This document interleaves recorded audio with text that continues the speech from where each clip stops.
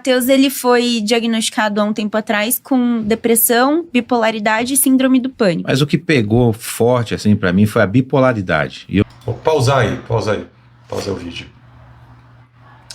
Bom, primeira coisa, vamos falar aqui sobre essa introdução, né? Ele foi diagnosticado com bipolaridade, síndrome do pânico e depressão, né? A gente sabe que tem uma orientação que existe o diagnóstico diferencial, que geralmente a gente dá o diagnóstico predominante. Nesse contexto, a gente também não sabe de que maneira que foi feito esse diagnóstico, né? Muitas vezes esse diagnóstico aí, ele foi feito também somente por um profissional, ou às vezes até em profissionais diferentes sem ter uma continuidade, né? Falta uma comunicação ali, mas de via de praxe a gente dá um diagnóstico predominante. Os outros a gente descarta, entre aspas. Rafa, e aí vamos lá, né? Pra gente já é difícil, né, enquanto profissionais, lidar aí com vários diagnósticos, fazer esse processo. Imagina para quem recebe logo assim, né, 3 diagnósticos. O quanto que a pessoa ela fica pesada, né? E aí começa a pensar sobre aquilo, o quanto que as relações vão se tornando mais difíceis, né? Porque a certeza que gera um questionamento, por que que eu sou assim, por que que acontece isso comigo, né? Sim. Mas vamos lá. Vamos dar sequência aqui. 3, 2, 1, soltando. Não sabia que eu era bipolar. Eu fui com um quadro de depressão profunda, mas que já era um reverso da bipolaridade, né? Que a bipolaridade tem a mania, que você tá num período muito intenso, você não dorme, você é criativo pra caramba, euforia demais. Sou fodão, vamos criar, vamos fazer. E aí quando passa isso, vem uma depressão. Né, de repente aí ele trouxe como ele se sente, né, frente a essas situações. Ele falou ali dessa fase mais hipomaníaca, né, mais, deixa eu voltar um pouco aqui, mais expressivo, ele falou? Tem da mania, que ele fica agitado e depois ele vem com a depressão. Isso, ele falou desses 2 polos, né, e aí quando a gente vai para o senso comum, quando a gente ouve bipolar, né, são 2 polos, e a gente já associa diretamente com feliz e triste, né? Só que olha a confusão que acontece só por conta desse nome.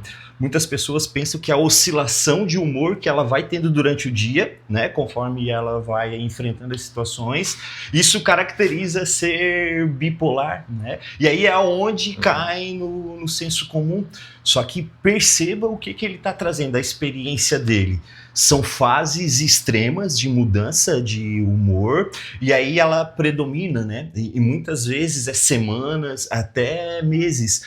E aí, por isso, Rafa, que o diagnóstico fica difícil. A própria experiência que eu tive já dentro da clínica foi difícil identificar, porque o sujeito ele veio numa fase muito depressiva, e aí nessa fase depressiva também aparece muito o pensamento de morte.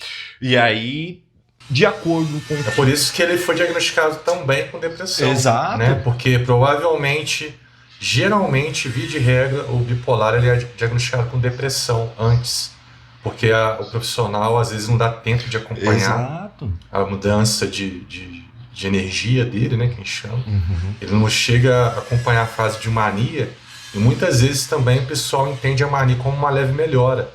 Então ele acha que a pessoa melhorou, depois piorou de novo. Isso. Mas na verdade ela tem um ciclo ali, né? E assim, né, Rafa, olha o quanto que é difícil a gente diagnosticar, porque não é com 1, 2 sessões, né? O sujeito ele pode estar numa fase mais depressiva, e se ele não comparecer com frequência na terapia, mantém esse distanciamento e a gente vai se perdendo do processo. E muitas vezes é isso que acontece, né? A pessoa ela não se implica, ela não tem a continuidade, mas ela quer a melhora, né? Então 2, 3 sessões, não vê um resultado expressivo e acaba achando que não é efetivo a psicoterapia.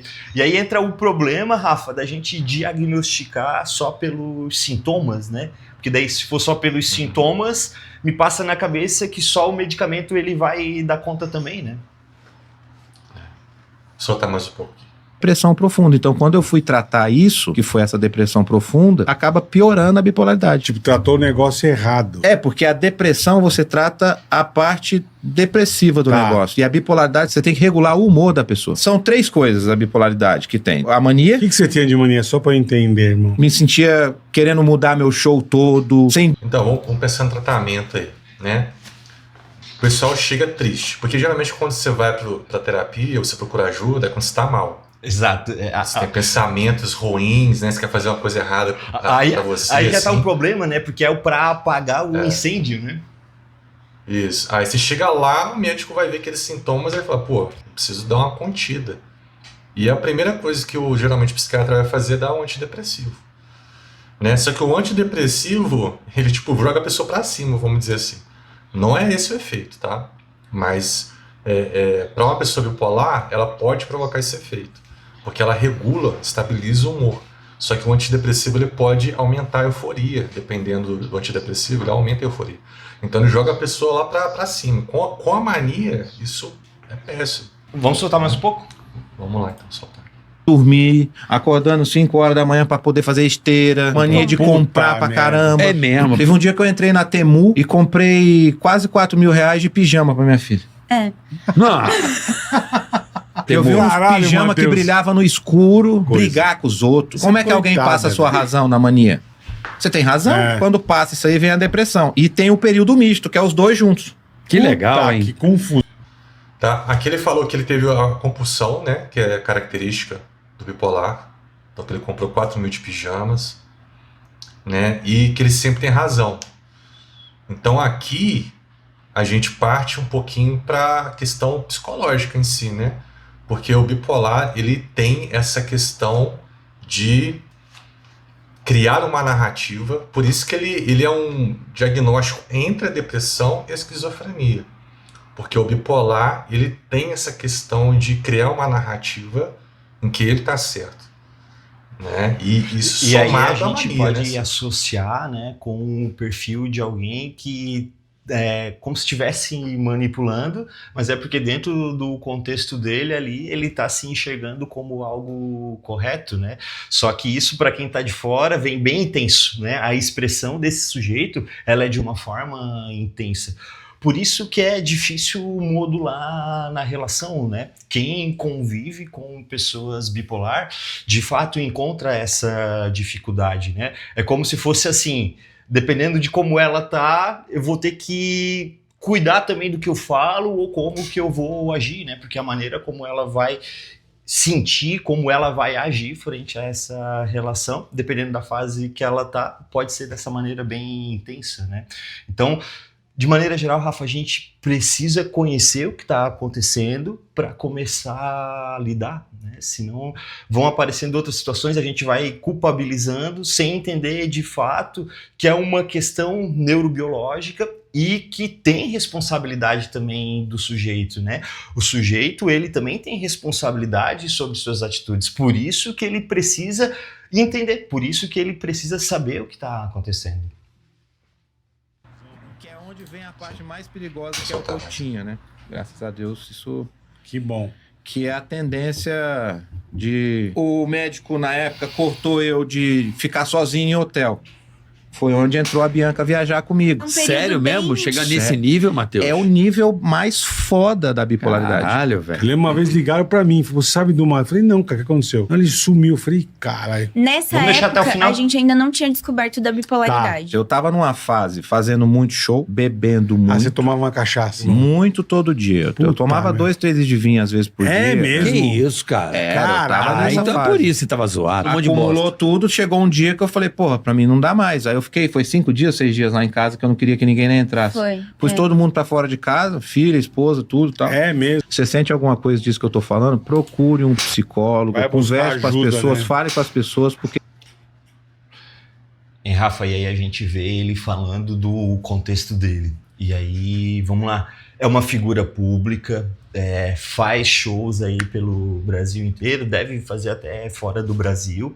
É um perfil que ele é extremamente exigido, né?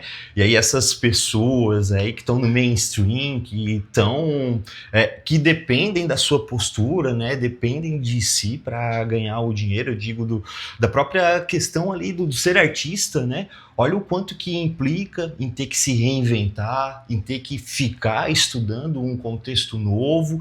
É exigido ali que sempre tenha uma piada nova, né? Um contexto diferente. Então, essa própria relação que ele tem com o emprego dele, de certeza que acaba afetando. É onde a gente entra no contexto biopsicossocial, né? Que já tem a questão neurobiológica que implica, e aí tu somatiza com um ambiente, né, onde ele está inserido, que é extremamente de exigência, extremamente difícil de lidar também. E aí ele também não se ajuda, né? Porque de repente é o álcool misturado, são essas fugas, né, que com certeza vai trazer ainda mais problema em cima desse diagnóstico. Porque a pessoa ela vai educando, né, se educando, e ela tem metas.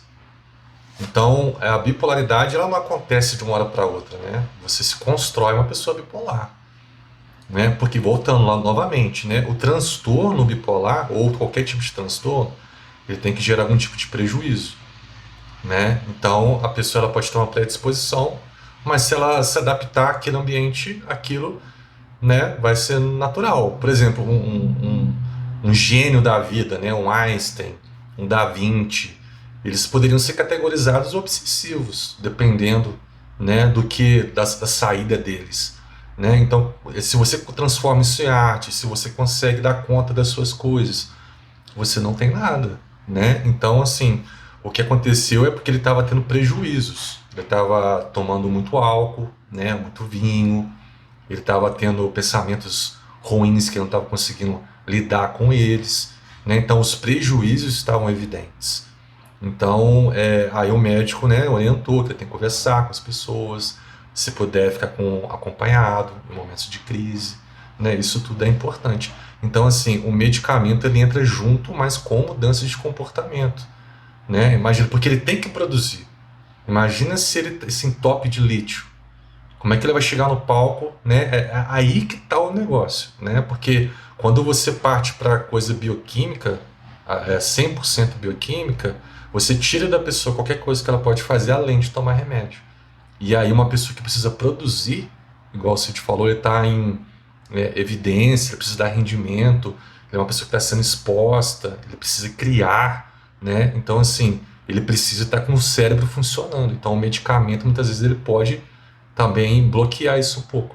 Então ele tem que entender, é um processo misto, né? Por isso que a gente fala que é multifatorial, né?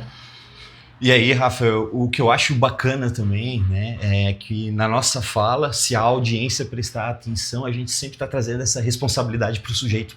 A gente nunca deixa solto como uma causa isolada, né, como uma questão de natureza humana. Sempre tem essa condição humana, né, essa responsabilidade também, nem que seja a mínima coisa que vai te ajudar a uma escolha diferente, mas isso tem muita influência, né? Por isso que a gente fala no biopsicossocial e no tratamento, que aí ele não pode ser só com o medicamento, né? Porque eu falei isso já em outro momento, mas se tu só tá tomando medicamento e tu não tá fazendo psicoterapia ou atividade física junto, a pessoa ela tá só se drogando, né? De fato ela não tá fazendo esse... É uma pessoa que, por exemplo, que tem diabetes e só toma insulina para ficar recuperando, né? Para regular ali a deficiência que ela tem, né? Ela precisa de mudar os comportamentos dela, os hábitos dela. Porque a vida não é simplesmente você deixar de ter um prejuízo. Você precisa produzir, você precisa viver, você precisa, né, da sua mente...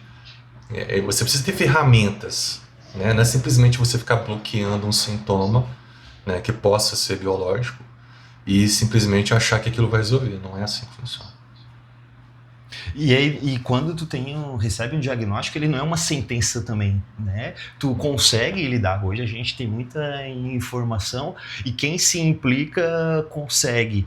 Mas ainda assim, existem muitas pessoas que usam o diagnóstico como muleta. E é essa a minha briga sempre dentro do consultório, né? Que o sujeito se perceba também sem o diagnóstico, né? Ou ao menos lidando com esse diagnóstico. Isso aí. Então tá, pessoal, o vídeo de hoje era esse. Deixa aqui nos comentários, né, o que vocês pensam a respeito. Sugiram novos vídeos, se inscrevam no canal, curte se gostou e a gente se vê no próximo vídeo. Até mais, pessoal!